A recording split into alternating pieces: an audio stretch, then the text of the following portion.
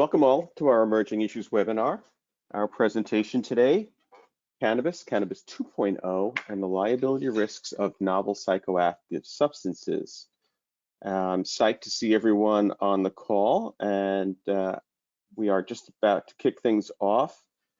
Full disclosure, since we're talking about psychoactive substances, I'm under the influence right now on the most popular psychoactive substance known on the planet, caffeine. So I was just reading this morning that 80% of Americans do use caffeine or coffee specifically.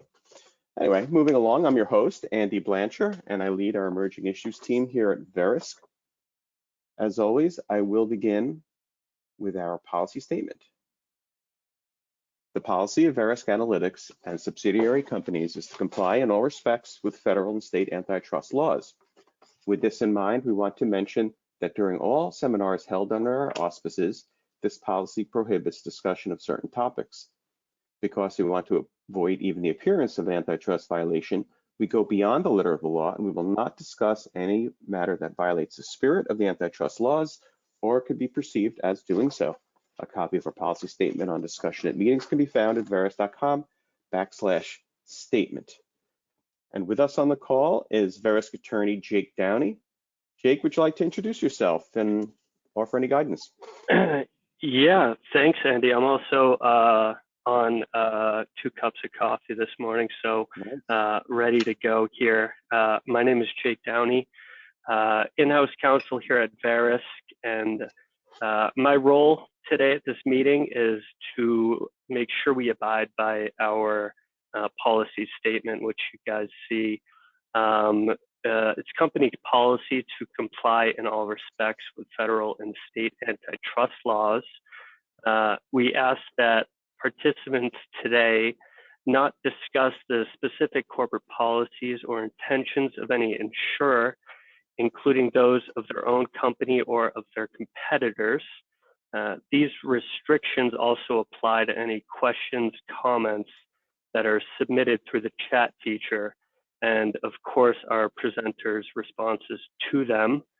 With that in mind, we welcome and encourage participants to share their own professional opinions and insights on the issues we will be discussing during this presentation today. If you have any questions, please let me know, and I will turn it back to Andy. Thank you, Jake. And in keeping with encouraging folks to share their insights, I would like to invite everyone to take a look. You have a chat button there on GoToWebinar. So, definitely smash that chat button, confidently knowing that we here at Verisk can see your questions. No one else can see it. If we do read your question aloud, anonymity will be maintained, so don't be shy. And if we don't get to your question during the live event, we nonetheless will respond to you afterwards. So we do publish our written responses to the questions that we receive on our website. And speaking of our website, we record the webinars. We're recording today's webinar, and we expect to publish it on that website. So hit us up on our homepage at core.verisk.com, and you'll find a section that says, or is called, Emerging Issues Webinars on Demand. And it's all there for you, right? It's going to be the slides from the deck today, the recording, and that Q&A that I mentioned before. So with that, jump ahead to our agenda. We're going to be diving deep into cannabis and novel psychoactive substances. And we've got 3, actually, subject matter experts coming your way. But first, kicking things off, a familiar voice, principal on the Emerging Issues team, Greg Scopletti. Greg, please take it away. Great, Andy. Thank you for that, and thank you all for joining. So what I'm sharing here on the screen is just a representation of our research framework, basically the high-level steps we take when dealing with emerging risks. And I'm sharing this here because the topics we're going to be discussing today sort of sit at various points in this framework, and I think they really do serve to illustrate the life cycle of emerging risk research that we do here on the Emerging Issues team and at Verisk. So let's take our first subject of today's webinar, and that's cannabis, right? This is a pretty well emerged risk at this point, and it sort of sits at the tail end of this continuum. Cannabis is something that Verisk has productized, for example, in some of our ISO coverage products, but that doesn't mean that our work is necessarily done with cannabis because it's still a very dynamic issue, as we hope to demonstrate. It's something we continue to actively monitor. One of the areas of this market that obviously bears quite close monitoring is the legislative and regulatory trends that may be impacting it. And here to bring us up to speed on that is our AVP of Government Relations, Laura Panessa. Laura, over to you. Thanks, Greg.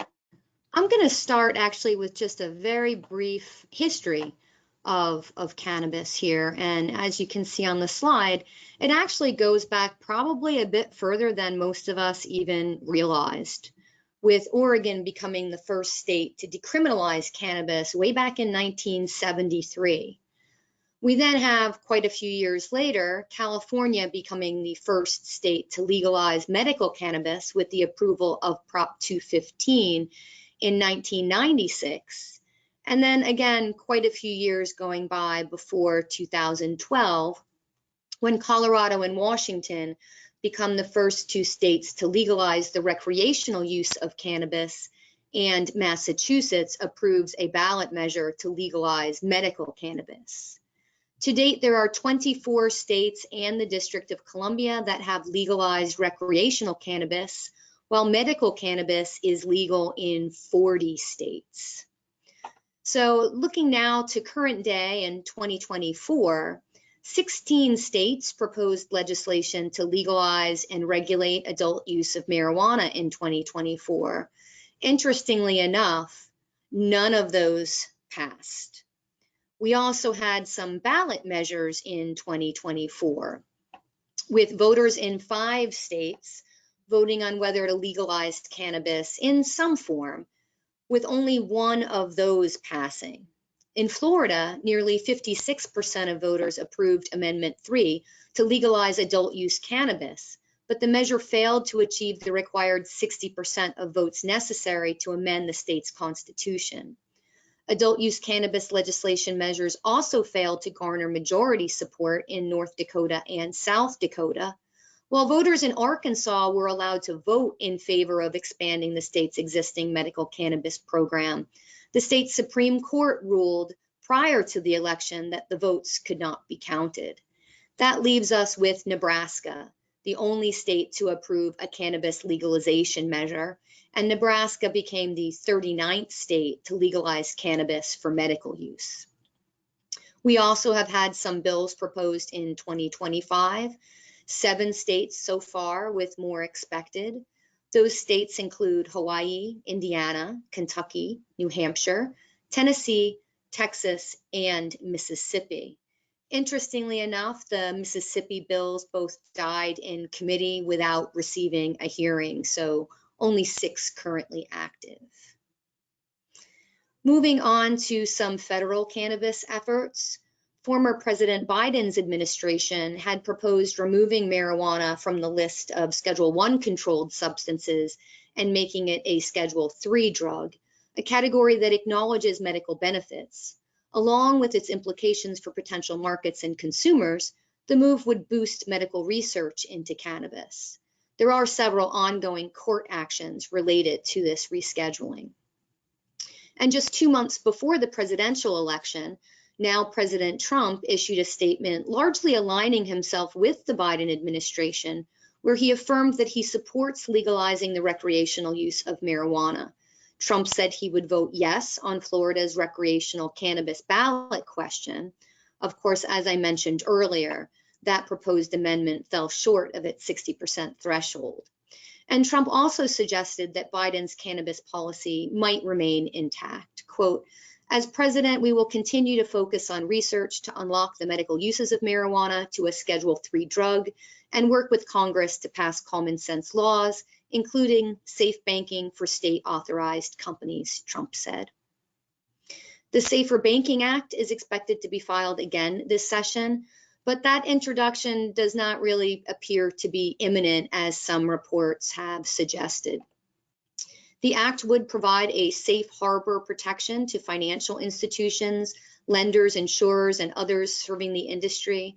ensuring that they are not penalized for offering services to the cannabis industry.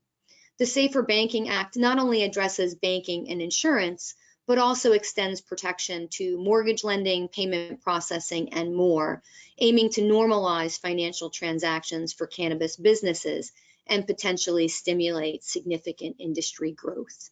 So more to come on that. And with that brief overview, I'll pass it back to you, Greg. Wonderful, thank you for that. That was interesting history. I did not know about the 1973 Oregon decriminalization, but as Laura mentioned, we do have 24 states now in the US that have generally legalized recreational marijuana, but that state picture is kind of half of the story. When we look at this from the population level, we can really see that the majority of Americans now have access to some form of state legal cannabis, either medicinal or recreational or both.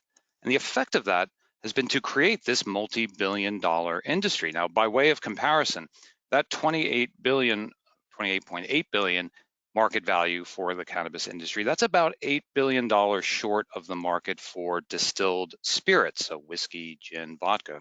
So pretty remarkable when you think about it, that in basically a little over a decade, cannabis, which is not even legally for sale in the entire United States, is now pretty much hot on the heels of the market for distilled spirits. And that's a product, distilled spirits.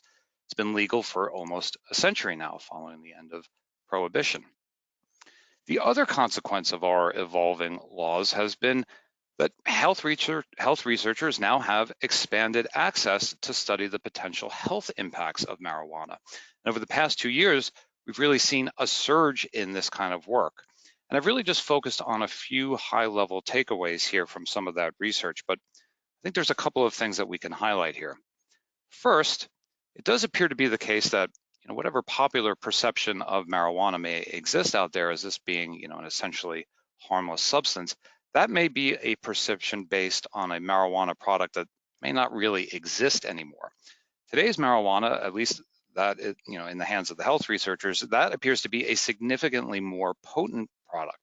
And researchers have begun to uncover possible linkages between marijuana consumption, principally smoking and vaping, but not exclusively smoking and vaping.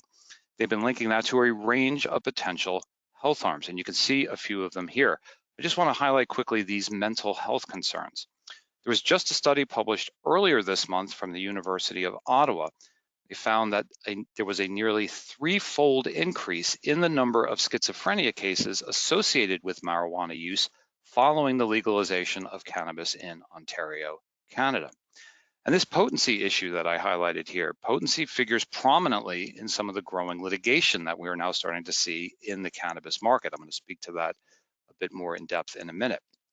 Now, I should also emphasize here, though, the health research we've seen is not uniformly negative.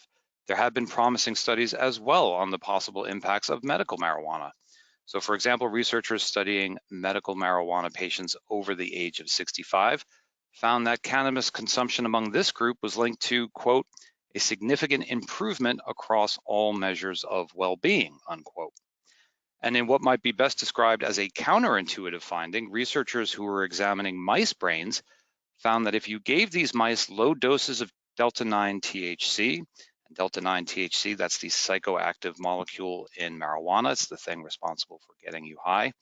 Researchers found that if you gave mice brains low doses of this THC, you could actually restore cognitive abilities in older mice. Who would have guessed? Nevertheless, we do see a growing number of lawsuits reportedly targeting entities within the cannabis market, and that's been growing. And it now includes, for the first time, allegations of personal injury that have been tied to cannabis products. Now, it's a small percentage of the overall legal activity that's been reported in the cannabis market, but given this health research I've highlighted here, it is possible, at least in principle, that it may grow if more individuals experience adverse health impacts from cannabis consumption. And this is really going to be the theme throughout our conversation today. Also worth noting, there also appears to be a rise in worker injuries in states that have legalized marijuana. So there was a University of Wisconsin Parkside study last year. They found in the states where recreational marijuana sales have been legalized, those states saw a nearly 10% increase in on-the-job injuries among workers aged 20 to 34 across all different job categories. Now, I should emphasize here, this was a correlation, not a causation. The Parkside study didn't suggest that the workers were on cannabis or had even ever taken cannabis in their life, just that these two trends, the increase in worker injuries and state legalization, appear to be moving hand in hand. So let's talk about potency. I mentioned that briefly in the last slide. There's sort of an interesting dynamic unfolding now in cannabis litigation. We have, on the one hand, suits alleging that these products are too potent. If you remember from the previous slide, high potency products had been linked to psychotic episodes, including very severe mental health issues. And there are now multiple product liability cases against one of the major cannabis brands alleging that teens, among others, who consumed these products suffered from very acute mental health problems. Class action I highlighted here at the top, that is alleging that several cannabis firms mislabeled their products to downplay the potency so that they would conform to the state's legal limits on product sales. In other words, they were alleged to have sold products that were significantly more potent than the labels would have indicated. In Minnesota as well, plaintiffs are alleging that dispensaries were selling products that contained as much as 20 times the legal amount of THC. But we also have plaintiffs taking the other side of this issue as well, alleging that the products that they consumed were not potent enough. You can see all of this sort of rolls into what appears to be a persistent issue within these legal marijuana markets: product testing, label accuracy, enforcement of testing and accuracy requirements. This still appears to be a significant challenge. For example, there was reporting last month in NPR about testing done on marijuana products out of Colorado. They found that 4 of the 15 products would have failed the state's limits for yeast and mold. 4 other products tested had high levels of potentially dangerous bacteria. Others were found to have high levels of pesticides. So this, in addition to the potency or lack thereof, appears to be an ongoing concern for these legal marijuana markets throughout the United States. And one of the things I think we've learned in recent years is that there's more to the cannabis market than marijuana, which brings us to the universe of Cannabis 2.0 products, or what's also been known as hemp-derived cannabis products or intoxicating hemp products. So without belaboring the details here, the 2018 Farm Bill generally created a market for hemp products, provided they contained no more than 0.03% of delta-9 THC. Delta-9 THC, as I mentioned, that's the molecule in marijuana responsible for getting you high. But it turns out there's actually a lot of different psychoactive molecules in legal hemp. They're just there in very, very small quantities, but you can chemically extract them, you can synthesize them, and then basically create what are marijuana-like products that aren't technically marijuana. And so that's what a lot of folks appear to have done. They've basically mined the hemp plant for these compounds and created an expanded universe of intoxicating hemp. As you can see here, these products, not nearly as large on a market value basis as the market for marijuana products, but since 2018, they've grown rapidly into a multi-billion-dollar industry in their own right. And one that, depending on how certain regulatory trends play out, one that may grow further in the future. Analysts who have studied this market have noted that these products in particular, these intoxicating hemp products, appear to be selling well in the states that haven't legalized recreational marijuana, although they may also be available in those states and markets as well. And there's a couple of things to note about these hemp-derived products. I was discussing potency earlier. Some of these are reportedly extremely potent. So THCO, for example, that's on that list, that's been likened more to a hallucinogenic like LSD. So individuals who may be seeking a marijuana-like experience from these products may be in for quite a surprise if they're not familiar with them. Another plot twist here is the presence of delta-9 THC. So I mentioned, delta-9 is that molecule in marijuana that gets you high. What appears to be happening, particularly I think in markets where marijuana isn't legal, is that businesses appear to be synthesizing that tiny, tiny amount of delta-9 that's still left in hemp, that under 0.03%, and basically creating fully synthetic marijuana products. But the major product we want to discuss today is delta-8. This is, by analyst accounts, the largest selling of these intoxicating hemp products. And to give us some background on the state of play with Delta 8 in the states and the federal government, I'm going to turn things back over to our AVP of Government Relations, Laura Panessa. Thanks, Greg. Just going to change the slide here. There we go. So there is some activity with respect to Delta 8 at the state level. Certainly not nearly as much as we had for cannabis, because this is, I think, a little bit earlier in the development of it as an emerging issue than cannabis. Delta 8 is currently outlawed in 13 states, and those include Alaska, Colorado, Delaware, Idaho, Iowa, Montana, New York, Nevada, North Dakota, Rhode Island, Vermont, Utah, and Washington.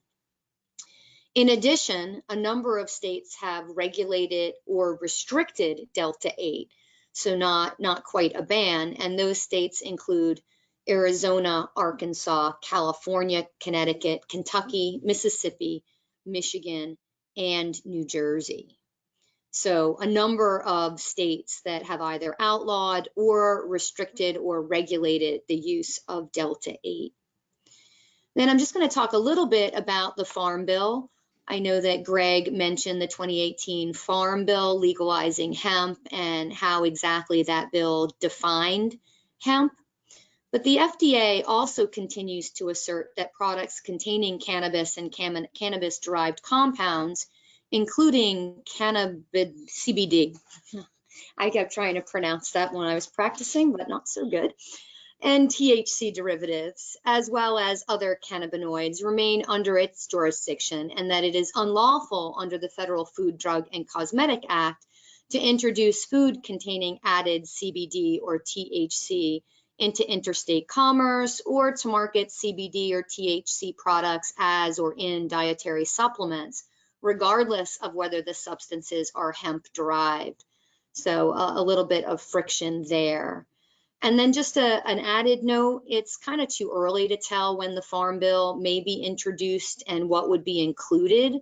But currently the Farm Bill runs to September 30th. And as with other government programs, that will need to be reauthorized. So more to come as to what that reauthorization might include and how long that reauthorization may be for. And with that, I'll turn it back to Greg. Great, thank you. So one of the challenges with these hemp-derived products in particular is that there really isn't much health research yet on their possible health impacts. I mentioned how we've really seen over the last several years an outpouring of research into marijuana products, specifically, mostly that Delta-9 THC. We don't really have an equivalent situation yet with these hemp-derived products, so we have to find other sources. And one possible source for this data is the FDA's Adverse Event Reporting System. This is a voluntary mechanism where academics, companies, healthcare providers, and private citizens can report into the FDA when they experience or when they document an adverse event associated with a given substance. Now, there are caveats with this system. It is not meant to represent the whole truth and nothing but the truth when it comes to a substance's possible health harms. But it is, we think, at least a useful broad brush indicator of what might be happening to individuals who take substances like Delta-8, at least while we wait for the public health research community to kind of flesh out that picture. So in the fourth quarter of last year, we launched something new from the Emerging Issues team, which is a tracker to help us and hopefully help our customers better understand some of the dynamics with some of these drugs that we're discussing today. So this tracker aggregates the FDA's adverse event reporting data alongside public reports of litigation connected to the substance in question. So what you're seeing here is kind of the full view of the tracker. We're currently monitoring these 4 substances: Delta-8, kratom, THCO, and tianeptine. Again, we're aggregating this FDA data alongside public reports of litigation. So let's return to Delta-8 for a moment. This is a cut of the data focused on only adverse reactions reported into the FDA for Delta-8, separated by quarter. And you can see we're getting about 15 reports a quarter. Now, as the FDA notes, This is very likely an undercount because this reporting is usually on a voluntary basis, so individuals and healthcare professionals may not be capturing every instance of every adverse reaction. We're also, though, beginning to see litigation involving Delta 8. Now, I should emphasize, none of what we have found to date involves claims of health harms. As you can see, these are allegations that generally revolve around purity or the labeling of the product. But in the fourth quarter, first class action that we have seen in this category were filed as well. So this tracker is something we aim to keep updated on a quarterly basis. So Delta 8 is kind of a novel psychoactive substance. That is, a drug that may not necessarily be explicitly prohibited in the Controlled Substances Act, the federal drug control regime, but nevertheless a substance that may be quite potent, that may have abuse potential, and in some instances can be dangerous. Good example of this, we think, is the drug kratom. So kratom is a substance we identified last year as potentially concerning, and we are currently in the sort of research and socialization phase of this. Just a quick note here, a risk may not necessarily travel this entire pathway. So, I showed the cannabis that was further along in this. Kratom may not necessarily advance anywhere beyond this. This is where it sort of stands today in our framework. Where it stands tomorrow, we're going to have to wait and see. But back to kratom itself, what is it? Well, it is a natural supplement that is derived from the leaves of a tree that is native to Southeast Asia. And for several hundred years, as far as we can tell, residents of this region chewed the leaf or brewed it in a tea to get a stimulant effect, much like the morning coffee that this entire staff is consuming with abandon. In fact, the kratom leaves, this tree is actually biologically linked. It's sort of in the same lineage as trees that produce coffee beans. So it's in the sort of same family there. But unlike coffee, at higher doses, kratom can actually behave a bit more like an opioid. So it can be used to relieve pain. It can give you a numbing sense of euphoria. In fact, recent research suggests that kratom may actually activate some of the same brain receptors as an opioid. Now, as far as the public research we've reviewed suggests, kratom has been consumed for generations without much incident in Southeast Asia. There have not been reports of deaths. And again, it's a completely natural substance, so we can think of it a bit like cannabis, a bit like marijuana in that respect. But as kratom has made its way west, made its way into the United States, it's not necessarily in the form of its natural chewy leaf, but it may be in more concentrated products, powders, extracts, products that give you a much stronger dose of kratom psychoactive compounds. So products that are maybe a little bit closer to that opioid-like profile and a little bit further away from the natural, caffeinated type profile. And kratom products have become, at least according to some reports, a growing business worth an estimated $1.5 billion in the United States. And we should say the numbers around the people using it and the distribution of kratom, that does appear to be fuzzy, but it does still seem to have a wide footprint in smoke and vape shops, for example. There was a 2023 survey of California smoke and vape shops found kratom products for sale in 63% of them. The number of Americans who reported using kratom to the CDC estimated anywhere between 2 million up to as high as 15 million. Now, by way of comparison, the CDC reports that around 52 million Americans reported using marijuana products in 2021. So kratom not nearly as large in terms of its usage base as marijuana, but still upwards of 15 million people. That's not an insignificant number of Americans that may be using this substance. Now, I mentioned cannabis. Cannabis is still, or marijuana is still, a Schedule I controlled substance for the purposes of the Controlled Substances Act. Kratom is not. It is not scheduled at all. As far as the Food and Drug Administration is concerned, you can see their position on the slide here. The important thing to note about the FDA is that they have an import restriction in place on kratom products. So they can seize them as they enter the US or as these products move throughout the interior of the United States.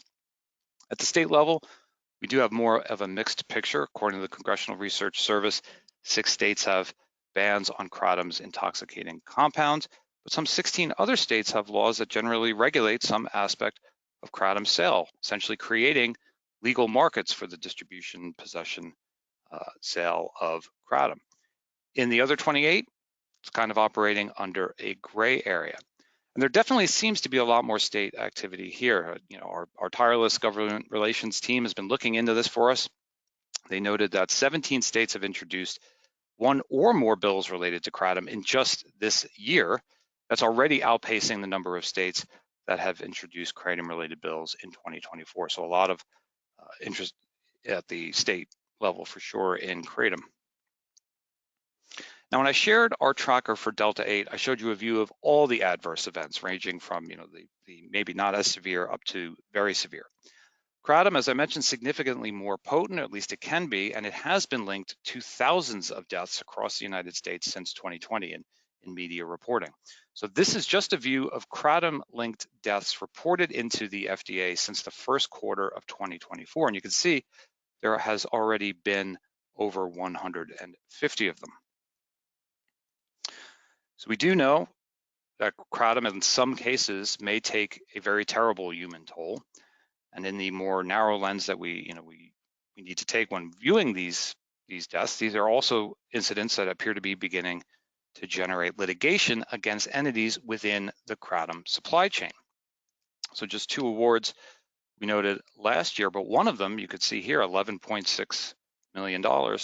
That's a nuclear verdict. And we found at least one other case where the plaintiffs are seeking in excess of $10 million in damages in wrongful death litigation. We see now a number of online advertisements seeking plaintiffs who may have been harmed by kratom. We've been tracking now dozens of wrongful death lawsuits in the pipeline across the United States, again, linked to adverse reactions from individuals who take kratom. Additionally, 2 class actions filed against entities in the kratom supply chain. So here is a view of that activity sort of visualized in our tracker. This is all the adverse events associated with kratom, that's in blue, reported into the FDA. And then in red, wrongful death lawsuits or reports of wrongful death lawsuits targeting different entities within the kratom supply chain. Now you can see here, this third quarter class action.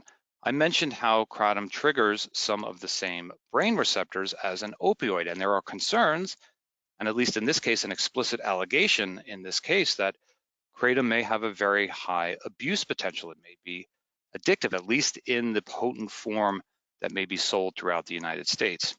Now, I should note, the abuse potential of kratom hasn't really been fully established yet. In fact, there's a study that is slated to begin this summer that is going to look at that question directly. Nevertheless, the possible addictiveness of this drug, its potential for abuse, another variable to consider when sizing up the potential for litigation around kratom to grow across its supply chain. So let's talk about that supply chain for a moment. I mentioned earlier, I think it's worth reinforcing, while this is, a potentially powerful substance, it's not necessarily being transacted in illicit markets, and it's not just necessarily being sold throughout smoke and vape shops either. Kratom may be for sale in convenience stores. It may be for sale in gas stations, supermarkets, food stores. There are even reports of coffee shops and bars which might sell kratom tea that you can consume either on or off premise. And the other consideration here is just how visible this substance is as it moves throughout its supply chain. So I mentioned earlier, the FDA has an import ban on kratom, and they can and they have seized this product as it enters the United States or as it is transshipped throughout the interior of the US. And what that dynamic appears to have done, at least in one specific case, is forced part of the kratom supply chain to operate with some, let's call it deceit or some trickery. And there's some fantastic reporting on this, was done by the Tampa Bay Times. It's linked in the appendix of this presentation, but they traced how at least one major player in the kratom market reportedly hid the fact that they were moving this product throughout their supply chain. In some cases, they claimed that they were shipping vitamins or some unspecified natural substance, and the product moved through a transportation firm, different warehouses, a processing facility, and none of those entities, either direct employees or third parties that were contracted out with, none of them, at least they claim, knew what they were working with. And like I mentioned, they were told they were shipping vitamins or some unspecified natural supplement, it wasn't until the workers themselves started to complain of opioid-like withdrawal symptoms that anyone suspected that they were working with something potentially more potent than a multivitamin. So there is a risk here, at least in principle, that certain parts of this kratom supply chain, particularly maybe trucking and warehouses, that could be exposed to this growing wrongful death litigation and not be fully aware of it. So that does it for kratom. I am now going to turn things over to my colleague, Kevin Sullivan, who is going to take us home with a discussion of psychedelic substances. Kevin? Thanks, Greg. We're going to turn now from one psychoactive substance that may be rather new on your radar over to one that may, at least initially, sound a little bit familiar, that being psychedelic drugs. Next slide, please. Now, hallucinogenic drugs, and Laura, as a quick aside, I sympathize here with your pronunciation issue flagged earlier. Hallucinogenic drugs like LSD and so-called magic mushrooms have been a part of the cultural zeitgeist, of course, in the United States for decades. And as we'll discuss in just a bit, though this variety of substances has seen a rather different trend line as compared to, say, marijuana in terms of its recreational and medicinal uses, there's reason to believe that this trend line could be gradually turning toward greater acceptance and adoption. This is why the Emerging Issues team identified psychedelic drugs as a psychoactive substance of growing concern last year. And as we'll detail in just a moment, the societal acceptance of these drugs has nonetheless experienced a series of fits and starts over the past year or so. Next slide, please.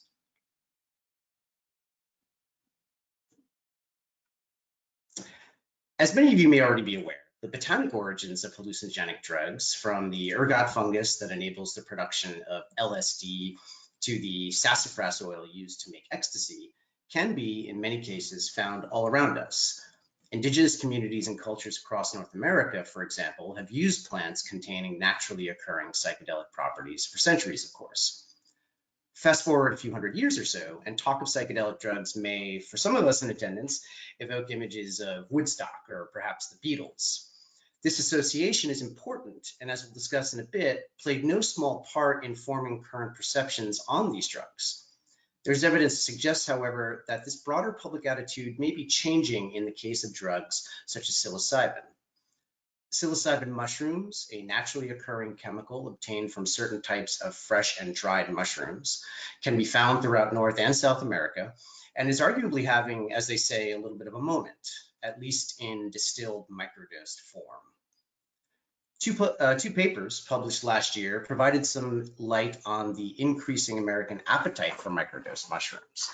One University of California, San Diego study, for example, found an approximately 1,250% increase since 2015 in internet searches regarding microdosing, a popular proxy for public interest in the substance, according to reports. Moreover, a separate paper published last year by the RAND Corporation that examined federal data on the use of drug across the country estimated that more than 3% of adults ages 18 and older, or approximately 8 million adults, had used psilocybin over the previous year. Indeed, the data gleaned indicates a steep 5-year incline across age groups in use of the drug. But why? Much of this growing interest in microdose psychedelic drugs has coincided with changing legal and policy attitudes in parts of the US, which my colleague Laura will discuss in greater detail in just a bit. But it's also important to note that while there is no universal definition of microdosing, experts generally consider it to be around 1/10 to 1/20th of a full dose of psilocybin. Just enough, according to reports, to see a slight shift in mood, but arguably not enough to feel the same dissociative effects often associated with a full dose. Now, this trend towards psychedelic experimentation hasn't been entirely limited to microdosing either. Policymakers in Oregon, for example, have established a regulated framework for psilocybin services in the state. And again, my colleague Laura will touch on that in just a bit. There has furthermore been a string of studies published over the past several years highlighting the potential health benefits of psychedelics, potentially offering effective treatment of psychiatric disorders such as treatment-resistant depression, generalized anxiety, in addition to PTSD. Some experts have warned, however, that additional research is needed, with one study published in the fall of 2023 casting doubt on some of the methodologies found in the recent wave of more optimistic studies lauding the benefits of these mind-altering drugs. Some research, moreover, suggests that long-term use of LSD, for instance, can lead to adverse mental health impacts, leading potentially to higher rates of depression and anxiety. Indeed, some analysts suggest that federal drug policy in recent decades, which by and large limited the research on psychedelics, likely hindered our understanding of the frequent use of these drugs, even at small doses, which, as we previously discussed, remains a somewhat fluid, not exactly scientific concept. Next slide, please. Here we have some data courtesy of the National Institute on Drug Abuse. This here is a 12-month prevalence of use trend between 2023 and 2024. Just to provide a visual aid for the aforementioned trend in psychedelic use among Americans. It's worth noting, however, that this upswing in interest in psychedelic drug experimentation, both recreationally and in clinical settings, does not yet, of course, match the percentage of respondents who reported using cannabis over the course of 12 months. In the very same 2024 report, researchers at the University of Michigan, compiling drug use data on behalf of the National Institute on Drug Abuse, reported cannabis prevalence among approximately 20 to more than 40% of respondents, depending on age range. So, of course, obviously still a big gap there in terms of use and adoption.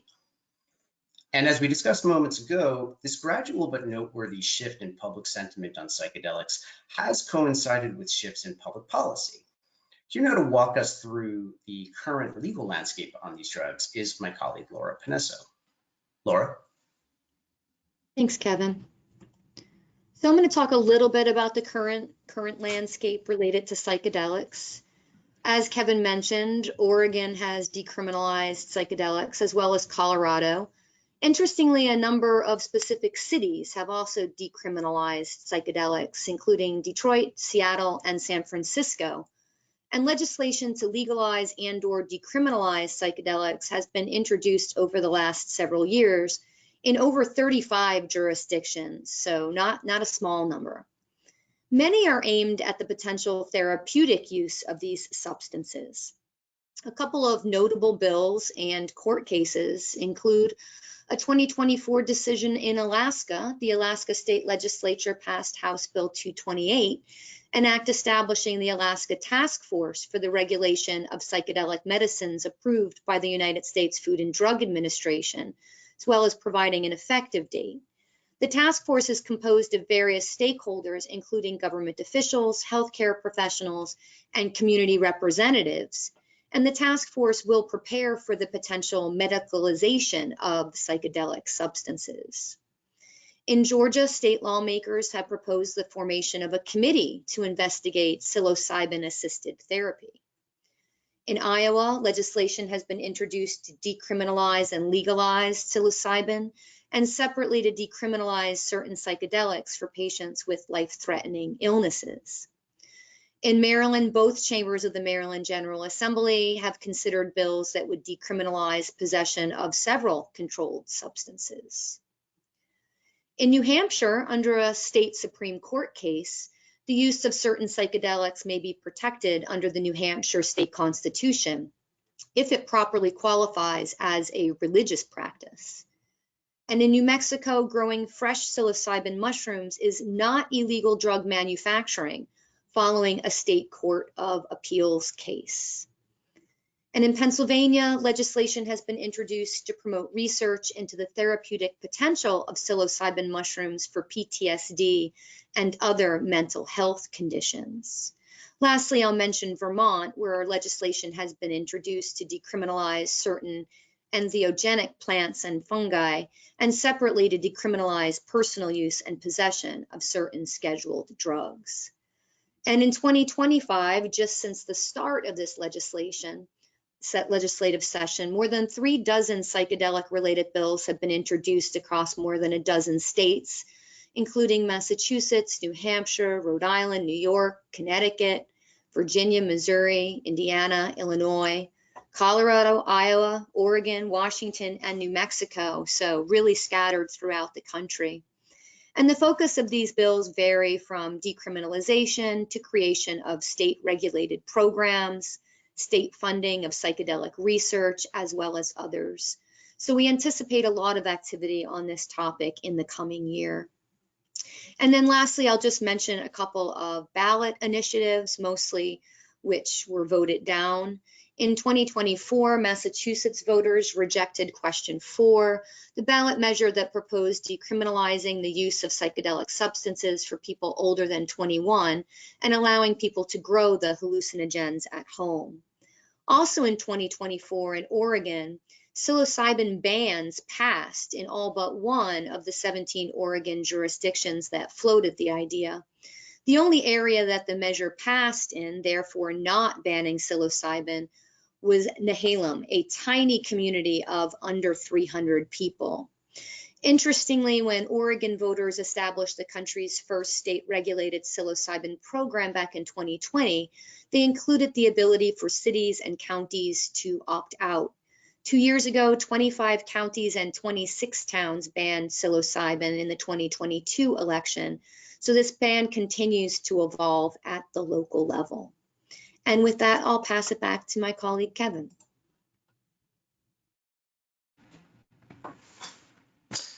Thanks, Laura, for that really valuable background. I think these insights offer us some important context regarding the growth of psychedelic drug use, especially as compared to cannabis consumption here in the United States. Now here we've provided a rough side-by-side timeline for the two drugs, noting some key dates in their adoption.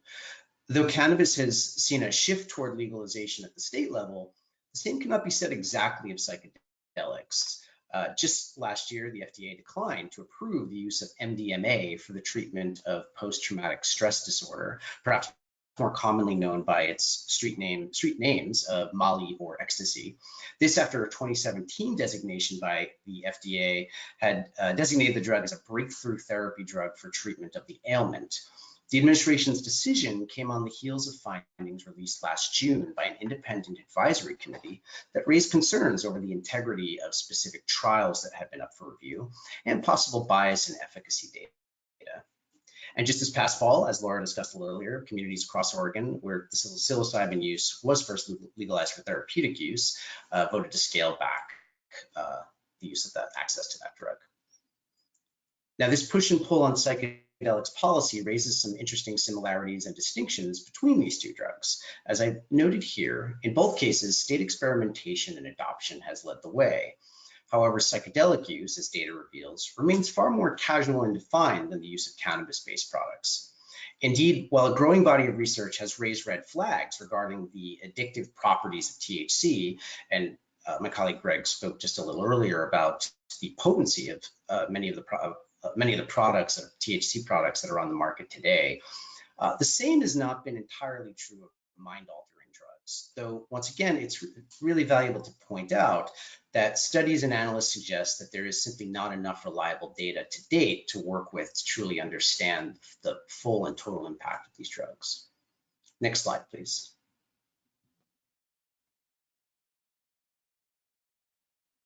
All of this suggests that, at least for the time being, more questions remain regarding the national interest in mind-altering drugs.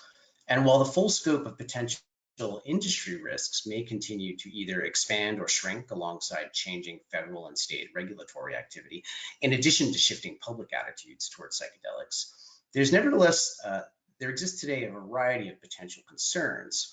For example, an arguably fluid standard of care for the administering of mind-altering drugs could raise professional liability concerns among clinics and medical providers.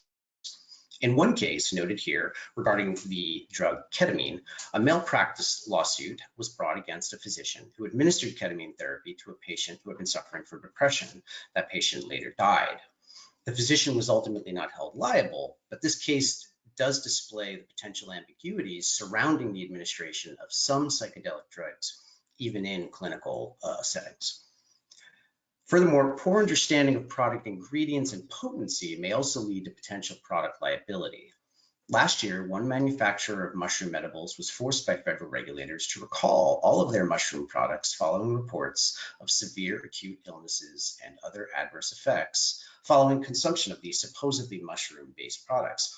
I say that with an asterisk there because several of the products tested in that particular case didn't even contain the psychoactive substance muscimol, which is derived from mushrooms. And while these two cases provide, for the time being, only anecdotal awareness of some of the possible risks, we've seen in the case of cannabis that retail products can follow quickly behind legalization at the state level, which, as my colleague Greg previously mentioned, has in fact grown into a more than $28 billion industry in the US. Could psychedelics be next? The Emerging Issues team will continue to monitor and assess throughout 2025 and beyond. And with that, I'm going to hand the mic back over to Andy, who is going to run us through a quick survey. Yes, thank you, Kevin. And here we are now with our survey. We're just going to be asking you a little bit more about what you heard today and maybe what you would like to hear more about going forward on these topics. Do you want to hear more about evolving health research and litigation involving marijuana, hemp-derived cannabis products, kratom, or psychedelics? And we'll just give this a few seconds for everyone to make their selection. You can only pick one here.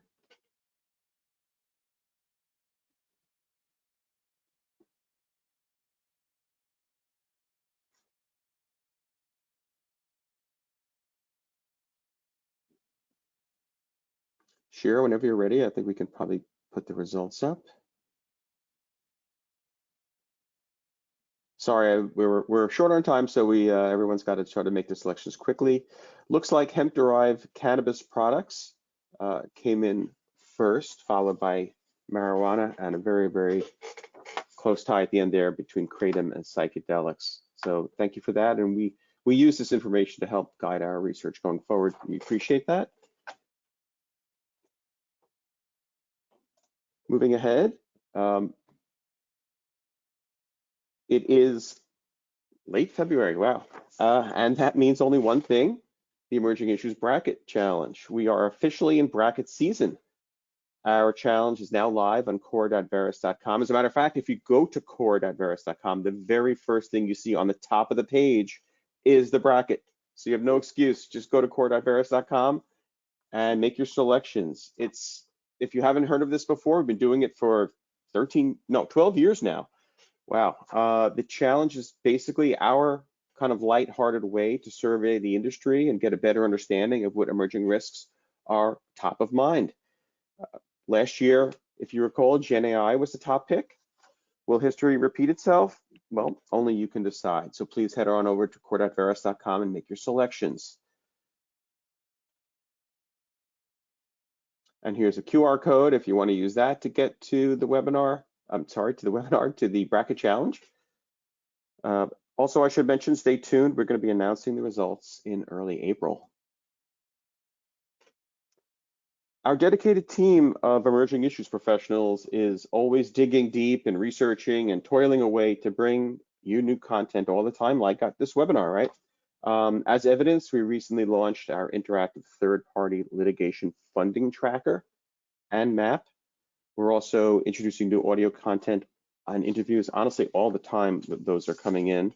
And if you want to learn more about how we productize, you saw Greg and a few others talk about our emerging issues framework, and we had that productize bubble on it. You could read about how we productized many emerging issues over the past 20 years, where you can really see the journey of an emerging issue from a faint blip on our emerging issues radar to a fully fledged insurance solution. And last, while you are on the website, if you haven't already, please sign up for our newsletter, keep up with the latest and greatest. Moving along to our line of business hubs. If you haven't checked out our hubs, you really should. We've got new content, it's being added all the time.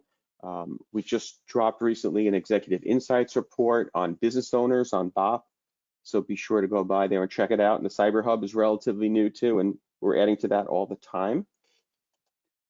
I am going to get to the questions momentarily. Here we have a dedicated cannabis research topic page. So if you want to keep up with the latest on cannabis, this is where you want to be. look no further than this topics page. We've wrangled our articles. We've put together a daily news feed specific to cannabis that are on this page. So plenty here to look at. And if you want more conversations with us about cannabis, there's our email address. Hit us up, ask us. We're happy to engage. And on the psychoactive front, we've got well, you've got to be logged in. You've got to be a customer. But when you're logged in, you can see our interactive emerging issues novel psychoactive substances incident tracker. Greg spoke about that before. A lot more to learn there, and we keep that up to date so it does not go stale. And then, as we've been doing recently with all our webinars, we have all our sources. So, Greg spoke before about the Kratom supply chain concerns and maybe some of those players that are in the supply chain inadvertently moving Kratom around the country. That article that he mentioned about that he found in the Tampa Bay Times, you're going to find it here. So go here to learn more and continue your journey. I had mentioned the Q&A. I think we've only probably got time for one, but let's get to that. And since I mentioned you, Greg, I think this one might be coming your way. I've read that people may use Kratom to wean themselves off opioids. Interesting. What can you tell us about that, Greg? Oh, thanks, Andy. Yes, so we have heard and certainly read similar, and in fact, it probably bears mentioning that advocates for Kratom, it has an industry lobbying arm, and there are some public health researchers as well that say that this substance may have promise in that regard to help individuals who may be struggling with opioid addiction. That Kratom may be a gateway to help them move past that. It should also be noted that, I did emphasize the Kratom reported deaths into the CDC, but it is a very nuanced picture. I mean, the CDC did some research into this in 2016 and 2017. They basically looked at close to 30,000 overdose deaths and found Kratom was linked to around 152 of them. But of that 152, Kratom was the only substance that they detected in an individual's body in 7 of those cases. Now, what they did find frequently was that when Kratom was linked to a possible fatality, it was because Kratom was commingled with another substance, including potentially an opioid like fentanyl. So there's obviously a question about how Kratom may be interacting with other drugs, and how individuals who may be taking multiple substances, if they look at Kratom as a means to wean themselves off, what are the health risks there? So this is obviously an area that is really very new, at least as far as the public health research we've seen, and an area of very active study. Thank you, Greg. Yeah, it's interesting. Using kind of one drug to wean off another. I wonder what's going to get you off the Kratom in the end, but super interesting stuff. Well, that brings us to the top of the hour. I want to thank everyone for joining us. Keep up with the latest on core.veris.com. And as mentioned earlier, we are recording. We plan to post this webinar live on our website. And until then, keep an eye out. We've got more webinars coming your way. Be well and have a good day, everyone.